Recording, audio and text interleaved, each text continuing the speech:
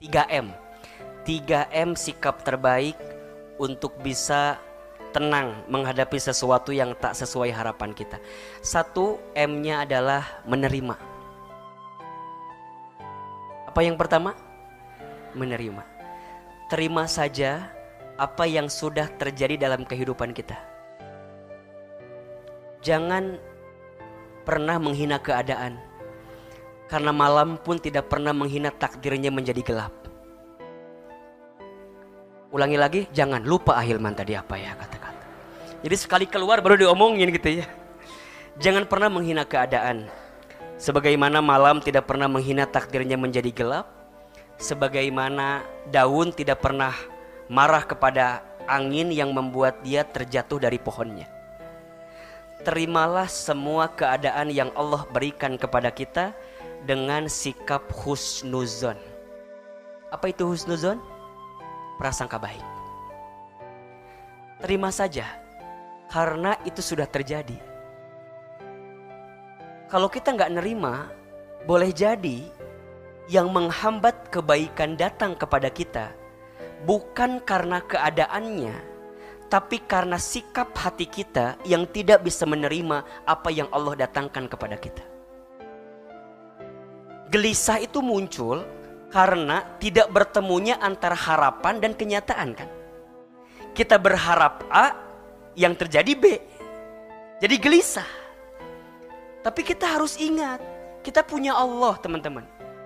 Kita yakin ke Allah. Maka saat sesuatu terjadi dalam kehidupan kita, ya sudah, sikap pertama apa? Terima saja dulu. Kalau itu sudah terjadi. Toh kalaupun kita nggak nerima, sudah terjadi atau belum? Kalau kita nggak nerima sudah terjadi atau belum? Sudah. Memang lantas kalau kita tiba-tiba marah, dia nggak jadi nikah sama yang lain gitu? Enggak. Tetap aja dia menikah. Kita kumaha ngahulang we. Meratapi. Lihat Instagramnya dia. Oh. Wah, ada. Tahu nggak teman-teman? Ada menangis yang sangat menyedihkan. Ketika kapan? Ketika air mata tak bisa keluar sama sekali gitu. Wah, kenapa air mata tidak keluar? Kenapa coba? Karena sakitnya sudah menggores hati kita yang paling dalam. Mata tidak keluar dari mata, mata keluar. Air mata. Air mata tidak keluar dari mata kita, tapi air mata berdesir di hati kita yang paling dalam. Jadi lamun kalau dibuka, basuh gitu ya. Basah. Sakit. Itu kesedihan yang begitu mendalam gitu. Saking sedihnya air mata tak bisa tumpah saat itu. Sedih gak kayak begitu? Sedih ujungnya marah-marah, capek dan segala macam. Karena ada sikap kita yang gak bisa ridho, gak bisa nerima. Ahilman, saya tahu harus nerima, tapi gimana caranya bisa nerima? Husnuzon, prasangka baik.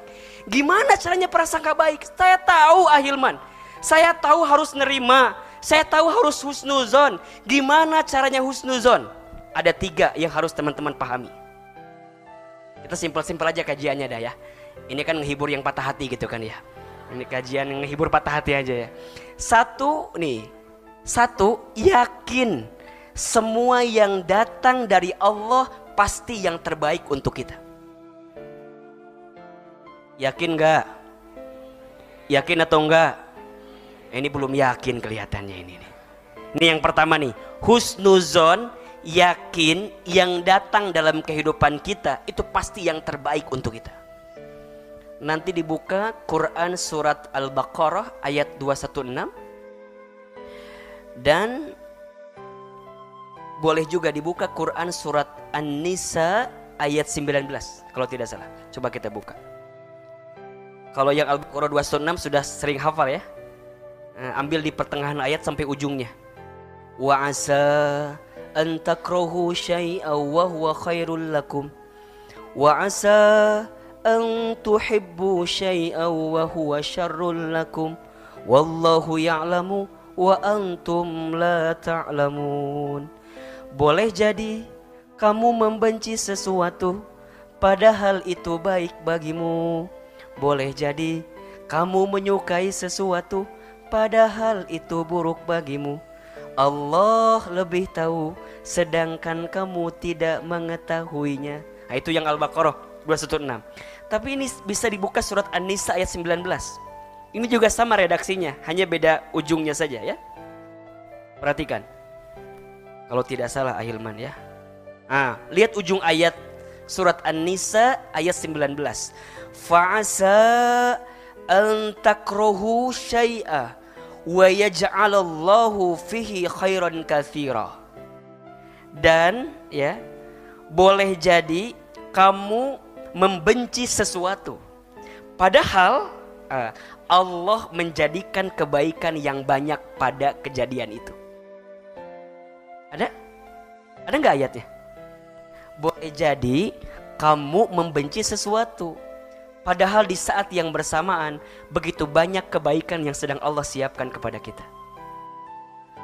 Jelas kira-kira?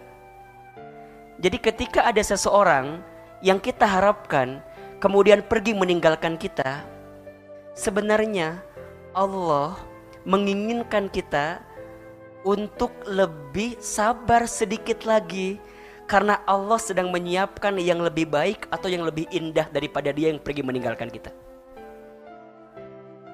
Tenang aja ya, tenang aja. Terus kumaha atuh Ahilman, dan dia jadi nikah ya, terus tiba-tiba kalau teman-teman gak nerima dia ngebatalin nikahnya, kemudian balik ke kita kan enggak juga. Dia juga mikir lagi mau balikan sama kita kali. Bener tuh, mendingan yang anu lain kan, mending nyari yang lain. Jadi sikapnya apa? Ya terima aja, terima dengan husnuzon.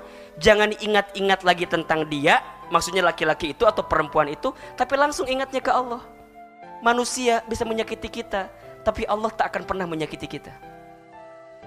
Boleh jadi dia pergi meninggalkan kita karena Allah tahu kalau kamu memaksakan dengan orang itu, ada sesuatu yang boleh jadi gak baik untuk hidup kamu. Jadi Allah lepaskan kamu dengan orang yang kamu cintai karena Allah sedang menyiapkan dia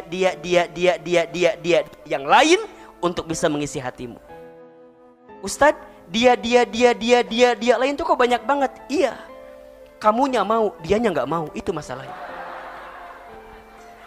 Tapi ya udah dia aja dulu gitu, ya. Jangan mempersempit hati kita karena keadaan yang sempit dalam hidup kita, tapi lapangkan hati kita dalam kesempitan yang kita dapatkan.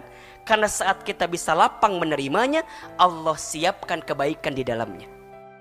Kuncinya apa? Yakin Allah tidak akan mungkin menyakitiku. Yakin Allah tidak akan mungkin meninggalkanku. Kalau orang bisa meninggalkanku, tapi Allah gak akan mungkin meninggalkanku. Maka mikirnya, kalau ke Allah gak mungkin. Kok Allah gitu sih sama aku ya? Kok aku sakit belah segala macam? Gak akan begitu mikirnya. Karena kita tahu Allah Ar-Rahman, Allah Ar-Rahim, Allah Al-Malik, Allah Al-Quddus, Allah As-Salam, Allah yang maha segalanya. Ya Rob, Engkau pisahkan aku dengan orang yang aku cintai, karena hamba yakin ya Allah, Engkau sedang siapkan orang lain yang better, lebih baik daripada dia yang pergi meninggalkanku. Udah, terus sekarang gimana? Tutup lembaran tentang dia.